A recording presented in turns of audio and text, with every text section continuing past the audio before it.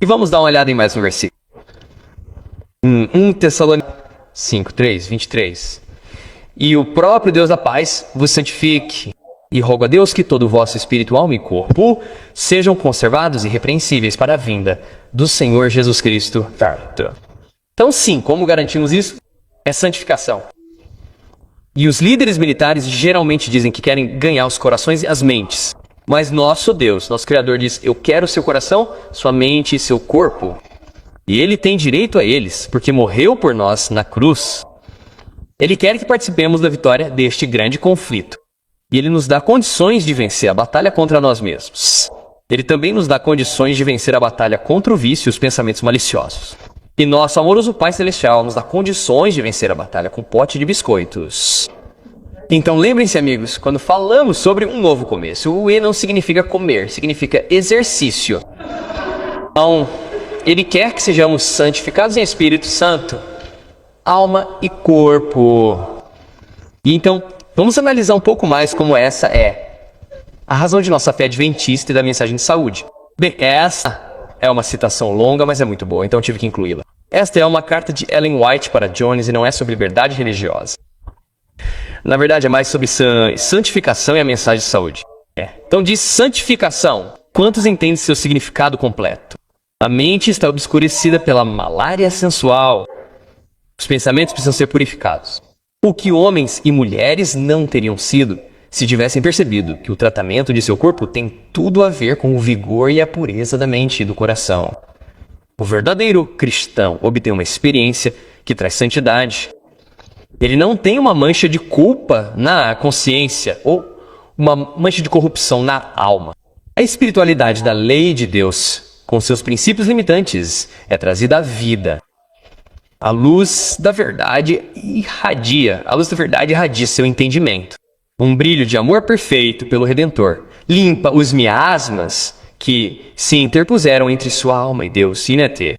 A vontade de Deus se tornou sua vontade, pura, elevada, refinada e santificada. Seu semblante revela a luz do céu. Seu corpo é um templo adequado para o Espírito Santo. A santidade adorna seu caráter. Deus pode comungar com ele, pois a alma e o corpo estão em harmonia com Deus. Você vê a razão para a mensagem de saúde? É uma parte essencial do Evangelho. O Espírito Santo quer ocupar nosso novo templo da aliança, e isso não é um edifício. Isso é o nosso corpo.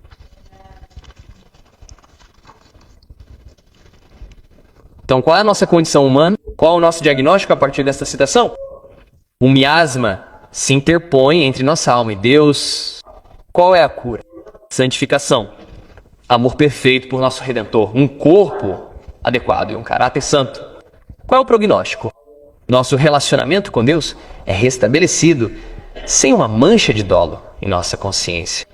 Essa é a caminhada da santificação e inclui espírito, alma e corpo. E você não pode tê-la sem todos os três.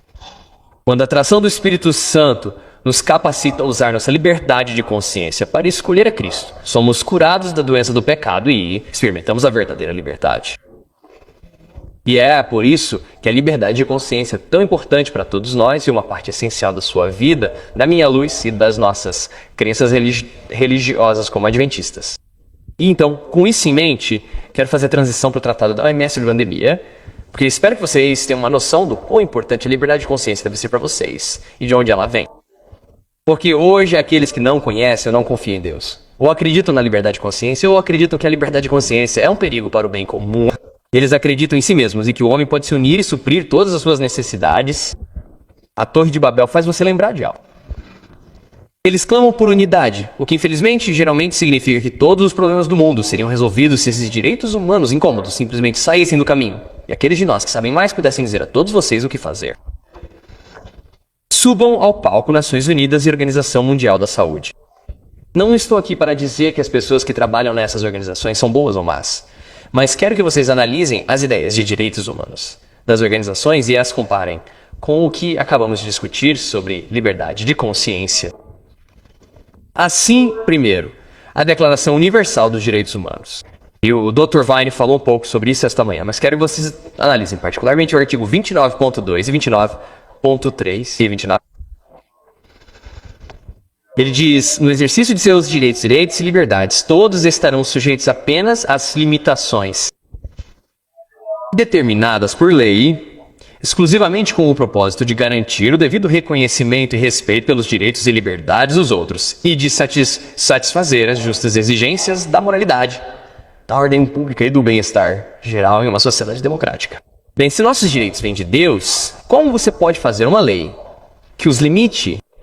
E por que ela se basearia em qualquer outra pessoa além de você e seu relacionamento com Deus? E então, o artigo 293. Esses direitos e liberdades não podem, em hipótese alguma, ser exercidos de forma contrária aos propósitos e princípios das Nações Unidas. Isso significa que você não tem direitos a menos que esteja em sintonia com as Nações Unidas. Isso é completamente oposto à nossa Constituição.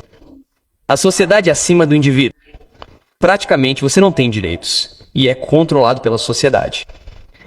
E é realmente surpreendente para mim que isso tenha sido escrito em 1948, logo após a Segunda Guerra Mundial, quando acabamos de vencer uma guerra contra o poder que queria fazer exatamente isso. E o que é ainda mais surpreendente é que a presidente do comitê que escreveu isso era uma americana. Você pode conhecê-la como Eleanor Roosevelt.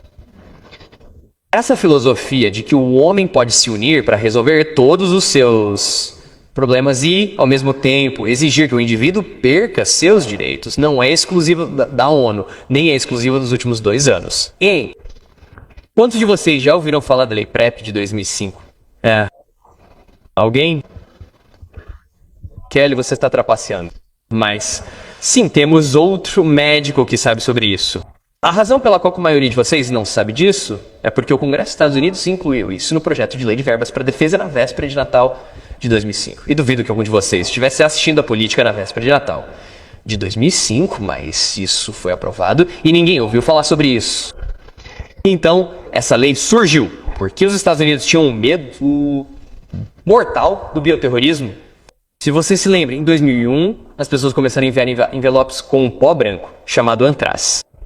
E assim, como o governo federal faz, ele não consegue reagir em algumas semanas. Leva 4 anos para se organizar. Então, finalmente, no final de 2005, eles têm esse projeto de lei pronto para ser aprovado. E esse projeto de lei é um exemplo clássico do que eu acredito que o diabo usa como ferramenta para fazer a terra se mover na direção que ele quer. Ele usa o medo. Ele sabe que nossos direitos naturais vêm de Deus. Então, como ele pode tirá-los de nós? Ele faz a população ficar aterrorizada e então concorda em tirar seus direitos civis. E deixe-me explicar por que isso retira seus direitos civis. A Lei PrEP confere amplas proteções durante emergências de saúde pública. As pessoas cobertas são imunes à responsabilidade judicial sob a lei estadual federal, com relação a todas as reivindicações por perdas causadas por despertar relacionadas ou resultantes da administração ou do uso por um indivíduo de uma contramedida coberta. Isso pode soar um pouco familiar, porque foi exatamente a lei que eles usaram durante a Covid para dizer que as empresas farmacêuticas não poderiam ser processadas pelos efeitos da vacina. Mas é daí que vem. E não é de alguns anos atrás, é de 2005. E também diz que o secretário de Saúde e Serviços Humanos emitiu uma declaração identificando o surto de Covid-19 como uma emergência de saúde pública, ativando assim as disposições da Lei de Imunidade da PrEP. Então, o que isso fez em 2005? Bem, essa lei foi citada nos últimos 4 anos como a razão pela qual muitos pais que enviaram seus filhos para a escola e seus filhos voltaram para casa com a vacina não podem processar o distrito escolar local. Na verdade, especificamente nos estados do Maine, Vermont e até mesmo na Carolina do Norte, crianças no ensino médio eram levadas para salas de clínicas e vacinadas à força. E não há nada que você possa fazer a respeito, porque temos a lei PrEP, e você pensa bem em que país isso acontece. Isso aconteceu nos Estados Unidos. E pode acontecer de novo e de novo. E se você acha que isso é algo que os democratas ou os republicanos fizeram, isso aconteceu em 2005, e não há um único governo que tenha tentado se livrar dessa lei. Na verdade, ela já foi usada 10 vezes para colocar mais de 10 vírus ou infecções diferentes, que agora você pode basicamente tirar seus direitos civis. Você nem precisa dar consentimento informado.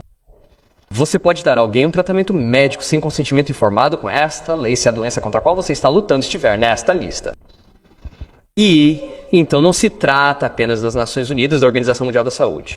Esses mesmos princípios e temas estão na América há um bom tempo. Na verdade, isso por pouco mais de 2 décadas. Então, em resumo, a ONU pode suspender todos os direitos humanos em favor do bem-estar geral de uma sociedade democrática, no caso de uma emergência de saúde pública.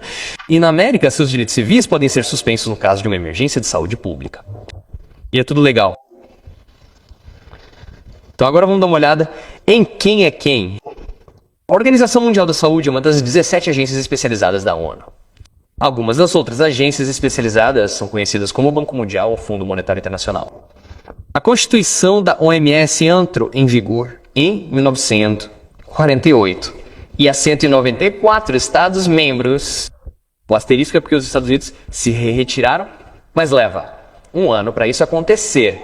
Portanto, não sairemos oficialmente da Organização Mundial da Saúde até o início de 2027. Mas, no momento, há 194 Estados-membros. A Assembleia Mundial da Saúde se reúne regularmente uma vez por ano em maio e é onde todas as políticas são votadas e decididas.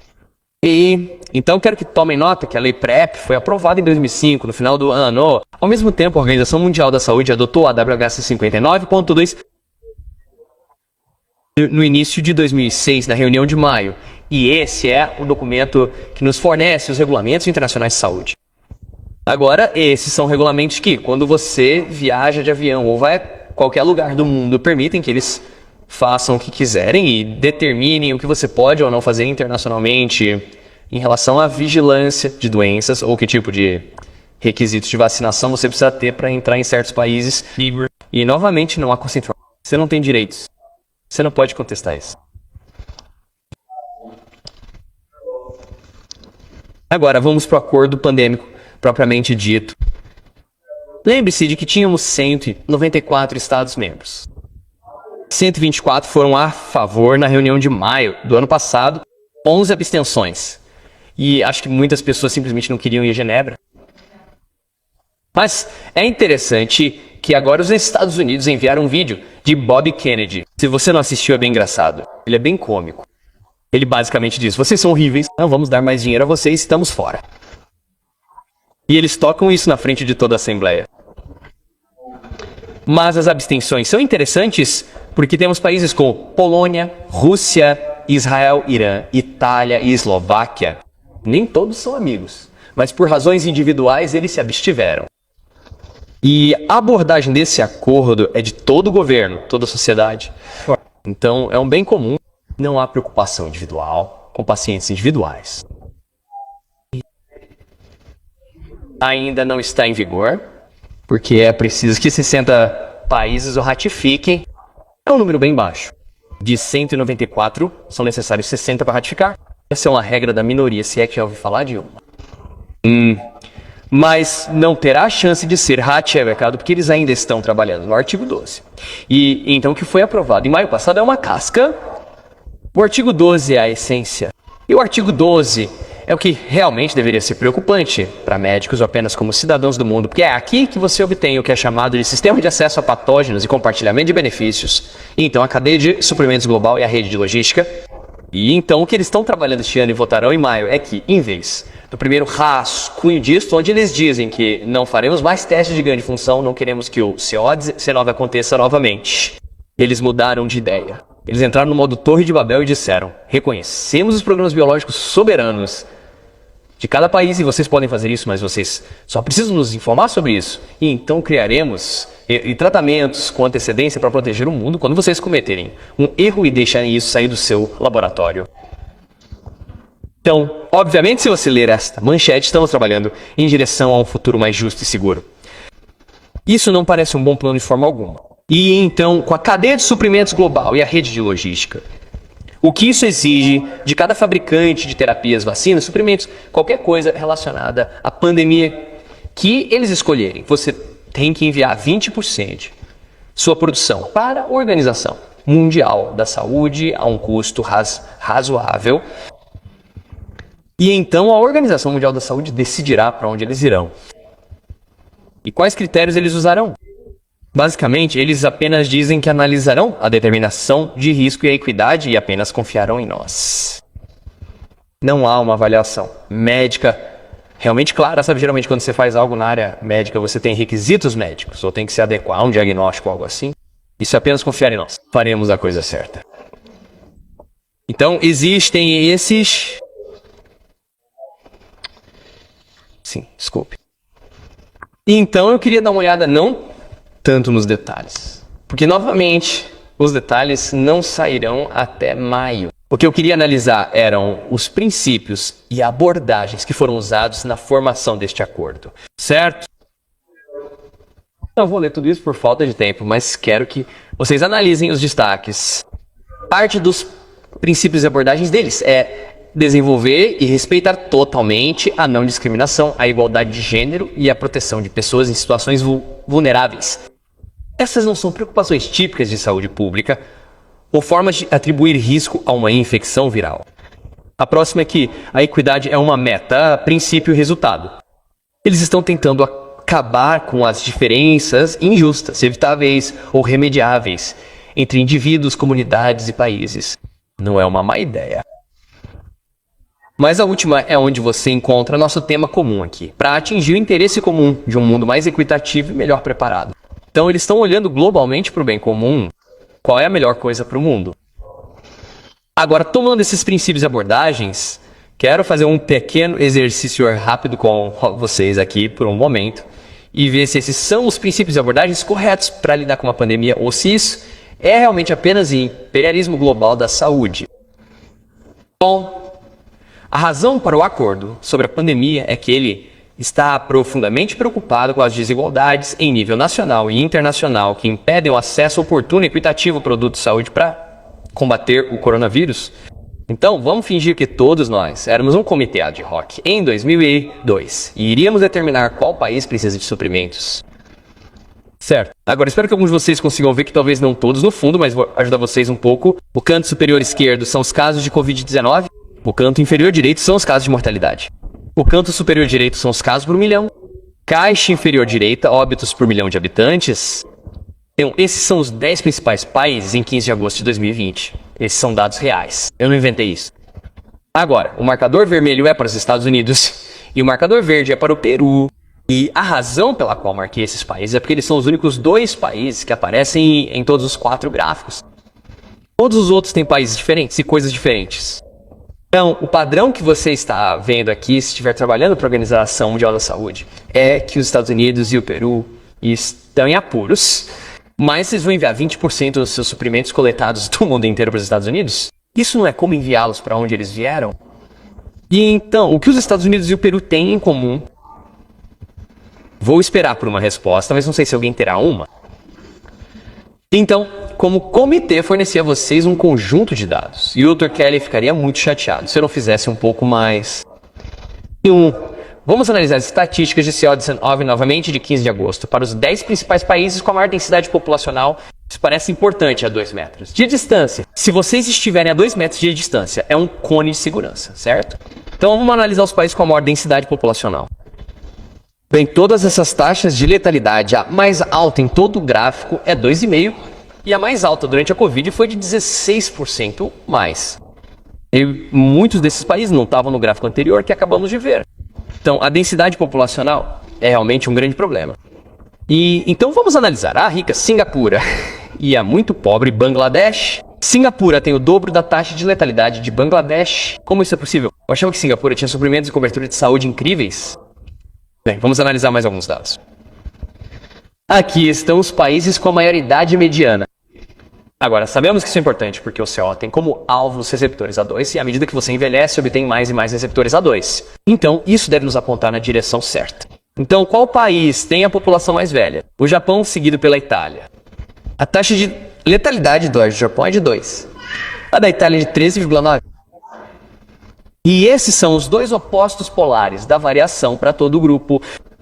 Então, você vê o padrão aí? Porque se você vê, você é melhor do que eu. Eu não vejo nenhum. E então eu perguntaria a vocês, como meu comitê, qual é o padrão? Como a equidade deve ser alcançada? Como vocês, como uma organização global, se voltassem para 2020 usando o que o acordo pandêmico da Organização Mundial da Saúde quer fazer como atribuir suprimentos 6 meses após o início da pandemia. Para qual país? Para qual país você os enviaria? Está claro? Agora, há muitos outros dados e coisas por aí, não temos tempo para ver tudo. Na verdade, os dados que têm a melhor regressão linear, que mostra o pior resultado para os países em todo o mundo, foram o Produto Interno Bruto. E não foi o que você pensa. O que aconteceu foi que os países mais pobres tiveram o melhor resultado e os mais ricos o pior. E isso é realmente desigualdade. Talvez pareça escolhas de estilo de vida. Porque o continente que recebe mais luz solar é o que fica mais ao ar livre. A África quase não tinha CO2. Então o que você vai fazer com isso? Então aqui está o ponto principal, como vemos isso como cristãos. Há um conflito entre medicina e saúde pública na forma como ambas são praticadas. E a Organização Mundial da Saúde é uma organização de saúde pública. Na medicina, a liberdade individual de consciência está incorporada na teoria da autonomia. Existe a autonomia do paciente e você tem o direito ao consentimento informado. Mas no modelo de saúde pública, eles defendem o bem comum e acreditam que os direitos individuais são apenas um incômodo.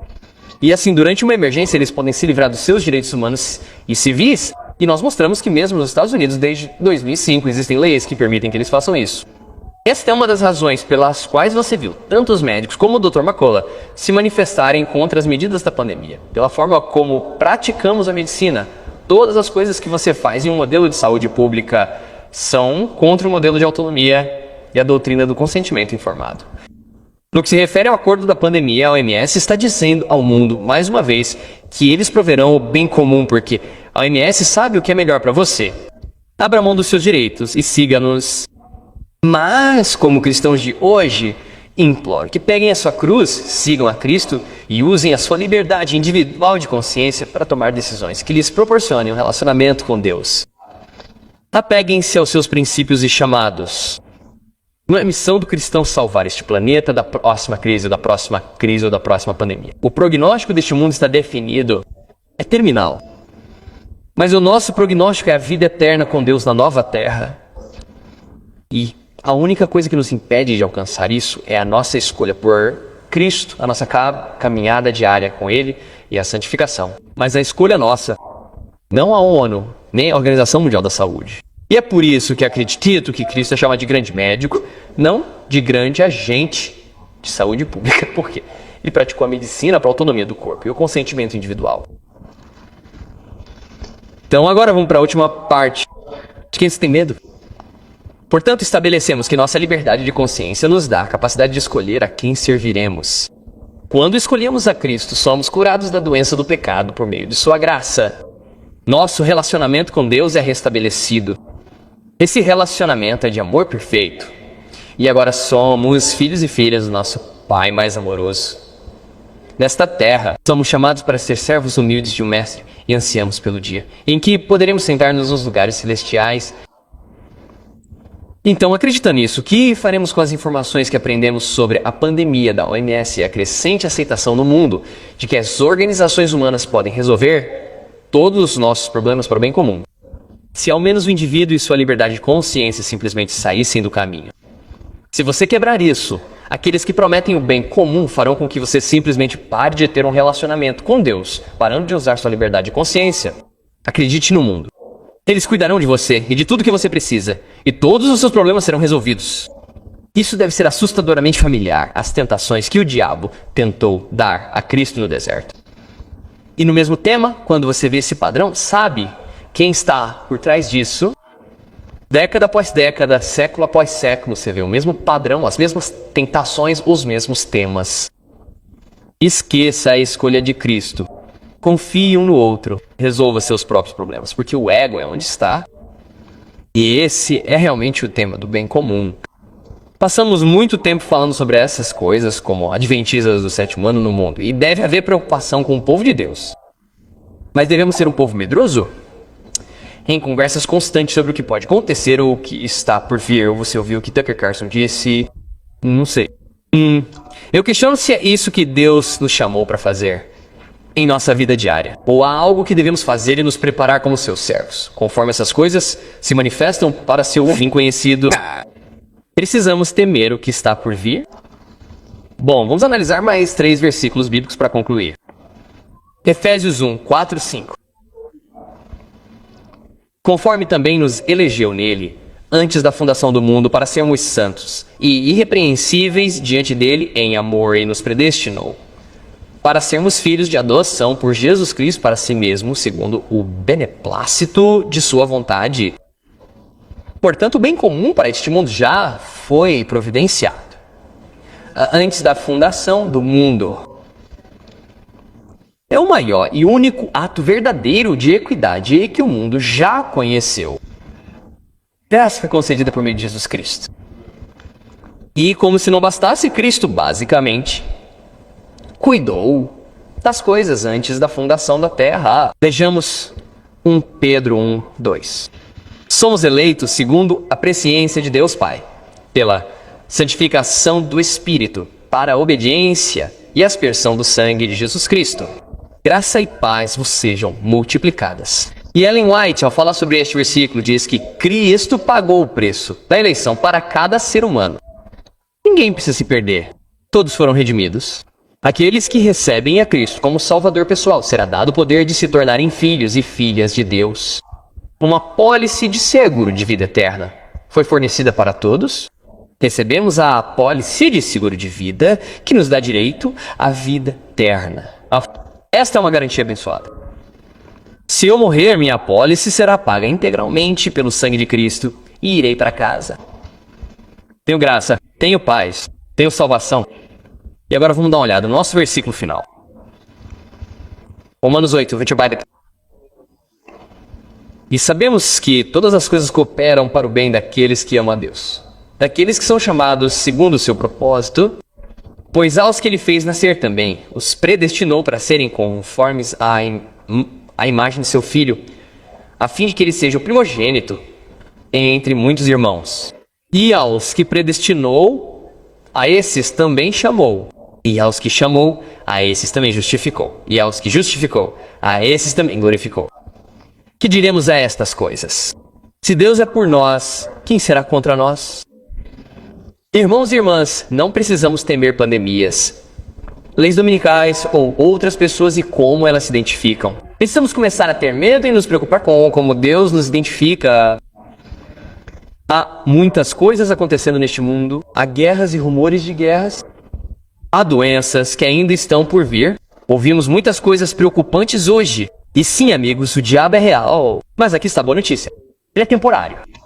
E você e eu, por meio de Jesus Cristo, somos eternos. Então deixe-me dizer isso mais uma vez. O diabo é temporário.